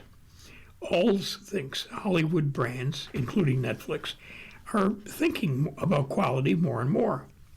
Now, I've spent my career in rooms with the people who make content for kids, and I can tell you, the conversation inside the industry has genuinely shifted, Alls says. But awareness isn't enough on its own. What actually moves the needle is when creators and platforms commit to working with developmental psychologists and child development researchers from the very beginning as a core part of how content gets made. Aaron Weisman, Senior Vice President and Head of Marketing for Sesame Workshop, is confident in the thoughtful design of the Sesame Street element of the playground experience. Gaming and interactive content have been part of the Sesame Street portfolio of offerings for over 40 years, he says. Our primary goal with any content we create is to deepen learning and engagement. We also aim to strengthen kids' connections to our characters and stories in ways that feel personal and empowering. Now, he talks about the same kinds of approaches mentioned by child development experts. We believe we have both an opportunity and a responsibility to create digital experiences that are safe, high quality, and worthy of families' trust, he says. Screens can absolutely be a positive part of children's lives, but they work best when they're thoughtful, age-appropriate, and part of a balanced day. Now, Netflix Playground is available to download for mobile and tablets in the United States. The Testaments reveals shades of hope in Gilead. From Kelly Lawler and Allison Moses of USA Today. The world of The Handmaid's Tale is back in a new spin-off with a whole new cast, a whole new story, and a whole new vibe. But if you ask its creator, it's the bright colors that make all the difference. The clothes, jokes executive producer Bruce Miller when asked at the premiere of The Testaments, streaming Wednesdays on Hulu, what he hopes people will take away from his second series set in Margaret Atwood's dystopian and misogynistic Gilead. Standing on a purple carpet and wearing a purple tie, he's not wrong about the very different look and feel of Testaments compared with the gray and red Handmaids. Based on Atwood's 2019 sequel to her 1985 classic, Testaments is a continuation of the Handmaid's story that was brought to life by Elizabeth Moss over 6 seasons on Hulu. The Emmy-winning series, responsible for women clad in red gowns and white bonnets at political protests since its debut in 2017, ended in 2025, and Testaments is here less than a year later with a fresh young cast clad in purple, white, and green, ready to offer a new perspective to the Handmaid's world and discourse. I think Handmaids was more painful to watch, says Ann Dowd, who played the tyrannical nun-like Aunt Lydia in the first series, and reprises her role in Testaments. It had to be necessarily so, but I think just the nature of the Testaments, it's a gentler one. It's about young women. That's a very, very different world. Set after the events of Handmaid's Testament, follows the perspective of Agnes, played by one battle after another breakout star Chase Infinity. A smart and spirited teen clad in the plum color of her social station, she occupies the most privileged position any girl could aspire to in Gilead. She's the daughter of a powerful commander, but even in this rich, sheltered life, she is a complete submissive, being trained at a school run by Aunt Lydia to be a subservient wife who embroiders and makes tea but never reads or thinks for herself.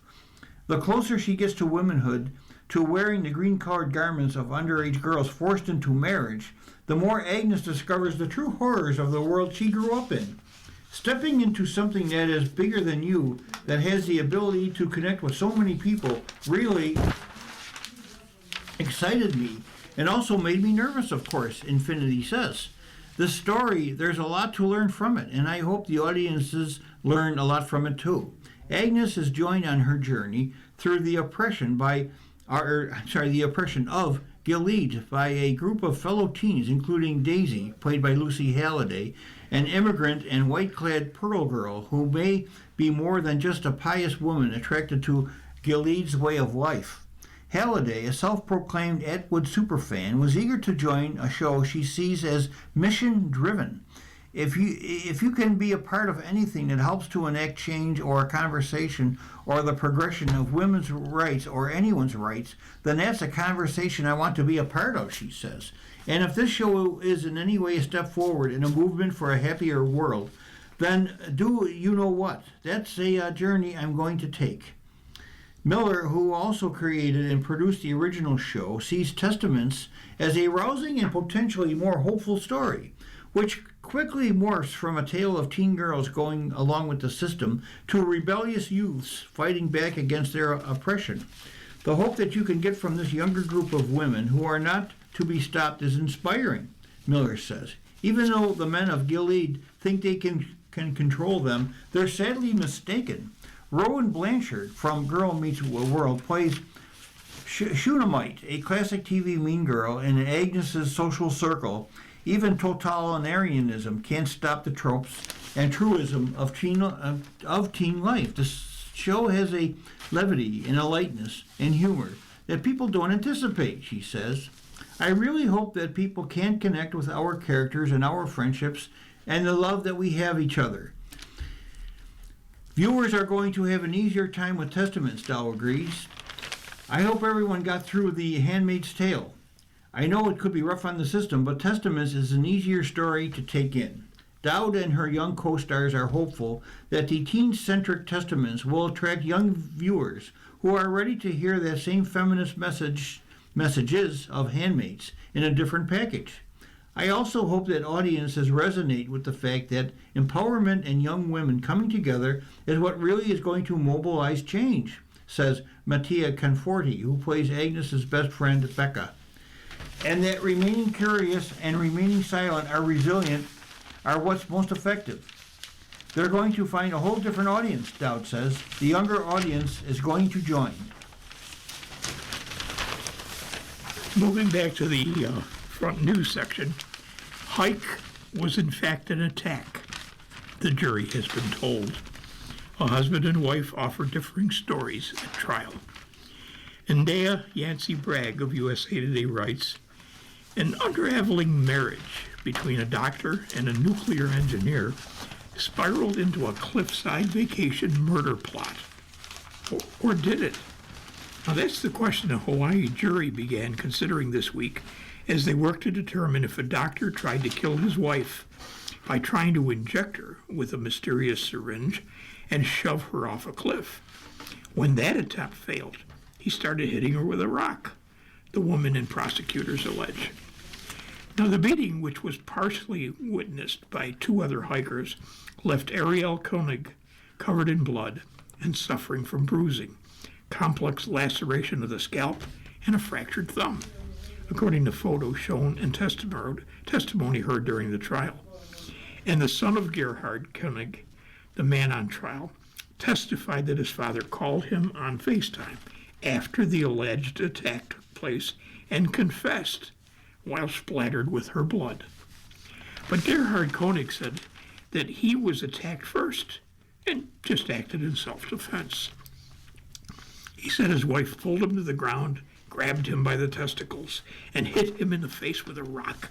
He denied plotting to kill her or even confessing to the crime. Now, Koenig was nowhere to be found when authorities responded to the scene, but he was arrested after an hours-long manhunt.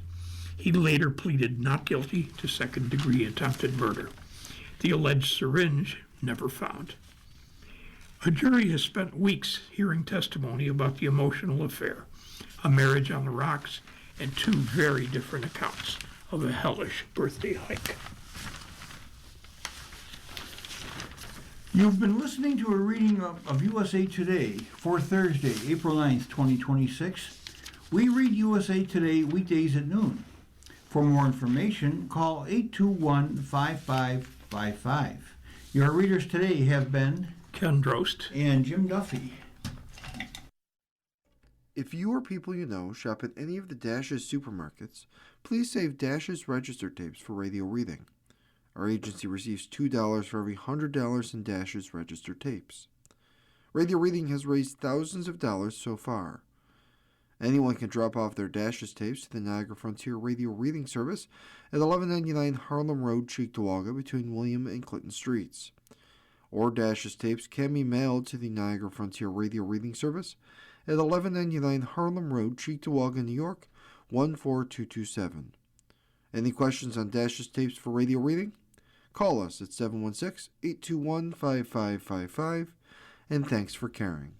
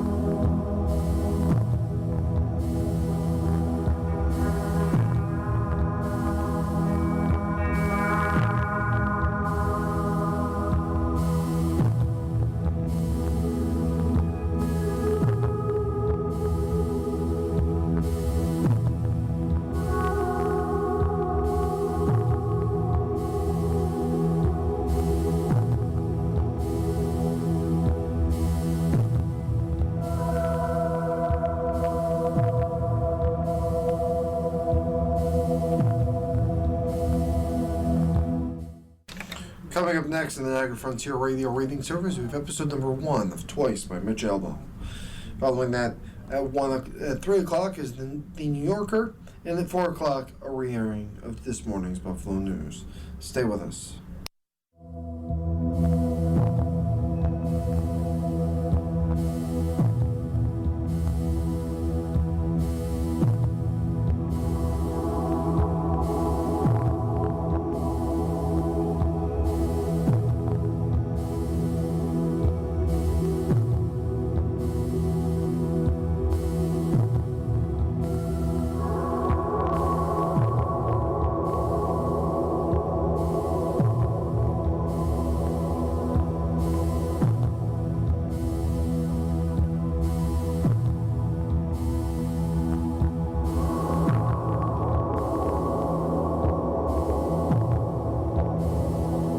The following program is intended for listeners who are blind, have low vision, or have another print disability.